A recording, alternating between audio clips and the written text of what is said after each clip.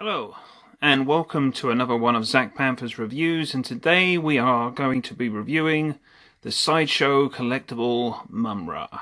Okay then, so first we'll start off with the box. Not a lot of info to give you on the box really. It's a very standard box, not a lot to talk about other than the fact it's just got this logo of Mumm-Ra here. Turn it round, it's pretty much all the same really. Not much to go on, there's no writing on the back or anything. Same if I turn it round. So now I've dismantled the piece and it comes in 10 parts altogether. We've got the base, we've got the cape, the head, we've got a head, a water hog head I believe, a bull's head, two swords, two hands, obviously one hand attached to the sword. And then of course we've got the head and the whole body, which is all of the rest of this is one. With the base we have only two heads that are permanently attached to the base, but we got two empty slots here and here on the other side, which will require two animal heads. So we'll put the water hog in like that, turn that round, and then there's another slot for another animal head to go in. And that, as you can see, there's a square slot there, and that just goes in there like that, clips together nicely with the magnet. With the Mumm-Ra body, you'll notice that on the left leg there's a peg, and as always I've explained in my previous reviews that the peg goes on top of the base inside a slot. On top of the base, as you can see, there's a little slot that the peg from the Mumm-Ra foot is going to go into. Now I often find when I'm not recording I have no problem getting these statues in, but when I am recording it never wants to go in first time. See, and I'm already beginning to struggle. Well, let's try again. There you go. So next we'll go with the cloak. As you can see, this very worn cloak has two little pegs, and that just goes into the slots here on each side of the shoulder. Not if I'm getting that in. Doesn't go in as well as you'd like it. Gets a bit fiddly. Then we'll go with the head. It goes in there like that. And then obviously the final piece is the hands. There is Mumm-Ra all pieced together. Having all the elements and lacking nothing, we can get on with this review. Going through top to bottom, we'll start with the head.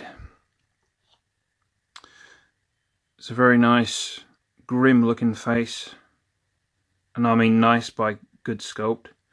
The snakes at the top, not sure what type of snake that is, but being related to the Egyptian mummies, that you'd think that would be a type of an asp. It's an asp, a bit Cleopatra, but it doesn't look like an asp, it looks more like a viper to me. But the teeth look very terrifying. As you turn it round, you've got these material sort of strips, and each one, black and red, has metal in it, so you can bend it into sort of any position that you want. So that's good. This is material. Not sure what that is. I think that's plastic. And then that's sort of like a harder type of plastic. But the skin, I think, is made by Super Sculpey or Chavant. I'm not sure what clay it is. I mean, do we care? I don't. As long as the statue looks good. I'm not exactly going to make a statue myself.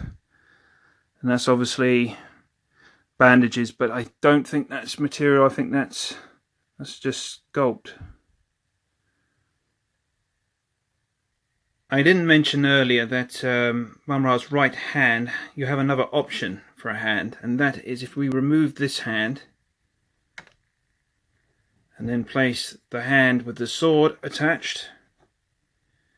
Well, there you go.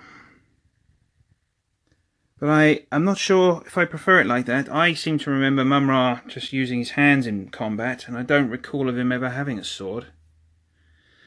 but the sword is metal and it's rather top heavy, which you might want to be careful in case it falls off. But it's got some great little designs on this sword, like little Egyptian symbols there. So it's up to you. Hand with sword or hand with no sword.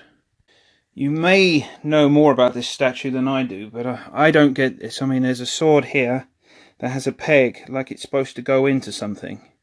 And obviously this sword here that I just showed you previously, it's got a hand attached to it.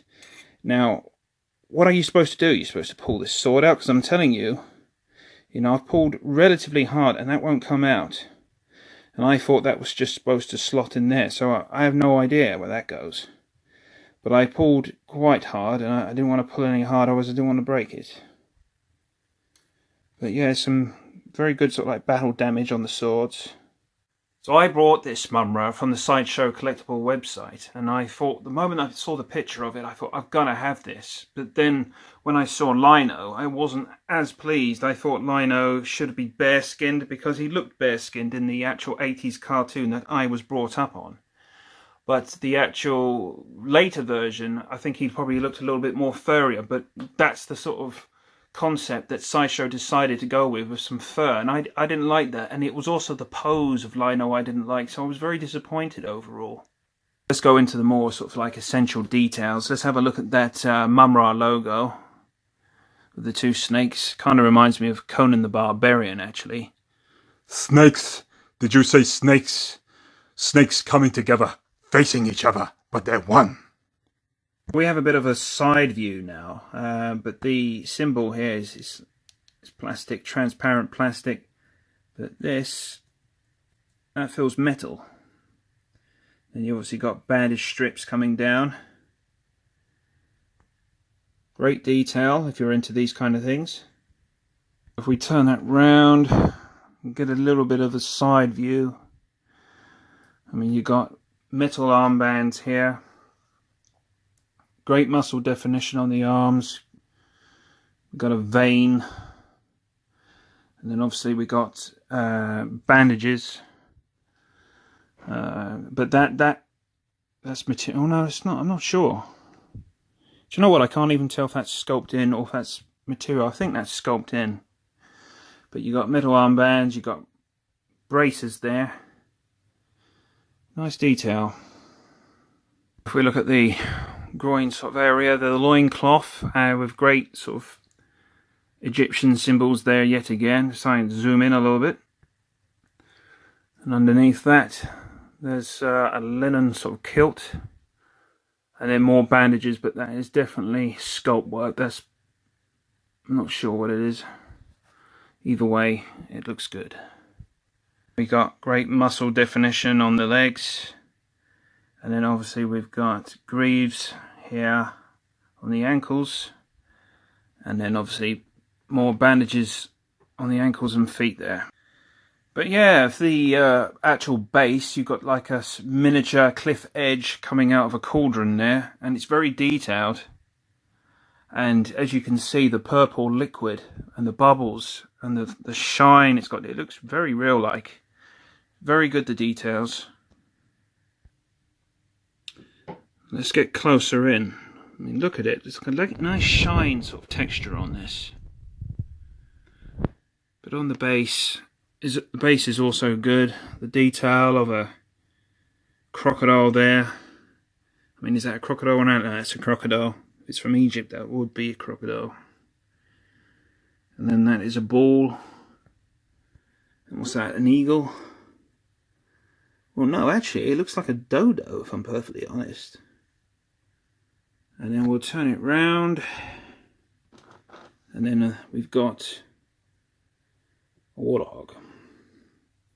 But overall, this is a very, very nice piece. I am very pleased with it.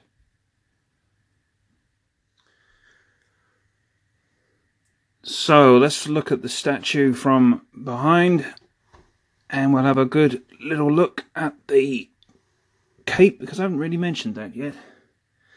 But as you can see, there's a worn sort of like effect, and I believe all that is sort of dusty sand marks. And then we've got rips in the cape like he's been in battle. And on the sides here, you got wires. So you can pose that sort of any position you like within reason. Don't make it too heavy at the top, otherwise it will kind of fall like that.